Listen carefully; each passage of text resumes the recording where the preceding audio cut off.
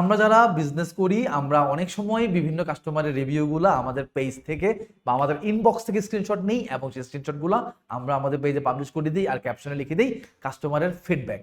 ভুল and absolutely ভুল concept. এটা অ্যাবসলিউটলি একটা ভুল কনসেপ্ট। আপনি যদি আপনার কাস্টমারের রিভিউগুলোর একটা স্ক্রিনশট নিয়ে শুধুমাত্র সেটাই পোস্ট করে বলেন যে কাস্টমারের ফিডব্যাক বা ফিডব্যাক ফ্রম কাস্টমার, তাহলে আপনি আসলে আপনার কাস্টমারের ফিডব্যাকগুলোকে প্রপারলি ইউজই করতে পারলেন না।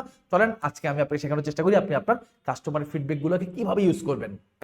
তো প্রথমত আপনি আপনার সেই স্ক্রিনশটটা কালেক্ট করেন, সেই স্ক্রিনশট আপনার পেজে পোস্ট করেন এবং আপনি এটা স্টোরি টেলিং করেন। অর্থাৎ আপনার কাস্টমারের সাথে আপনার এক্স্যাক্টলি যা হয়েছে। ফর এক্সাম্পল আপনার কাস্টমারের নাম হলো শিলা।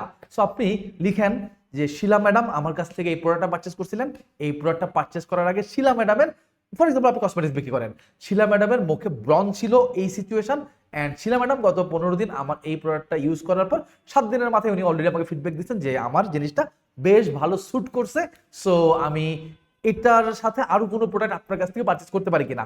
দেন আমি তাকে আরো একটা প্রোডাক্ট সাজেস্ট করলাম, উনি আরো একটা প্রোডাক্ট নিলেন, দেন দুইটা প্রোডাক্ট একসাথে ব্যবহার করলেন এবং আজকে 15-16 দিন পর ওনার ব্রণ একদম দূর হয়ে গেছে অ্যান্ড ফাইনালি উনি আজকে আমাকে এই জিনিসটা বা এই ফিডব্যাকটা আমাকে ইনবক্সে পাঠিয়েছেন। সো আমি একজন কাস্টমারকে হ্যাপি করতে পেরে আমি এখন একজন হ্যাপি এন্টারপ্রেনার। সো আমি একজন হ্যাপি এন্টারপ্রেনার হিসেবে আমার এই খুশির মোমেন্টটা আপনাদের সাথে শেয়ার করছি। তো this is the right way of publishing your customer review. তো কাস্টমার রিভিউ পাইলে এটাকে ডাইরেক্ট পোস্ট না করে একটা ছোটখাটো স্টোরি টেলিং এর মাধ্যমে পোস্ট করার চেষ্টা করেন, তাহলে আপনার রিমেইনিং অডিয়েন্স আপনার সাথে আরো অনেক বেশি কানেক্টেড ফিল করবে।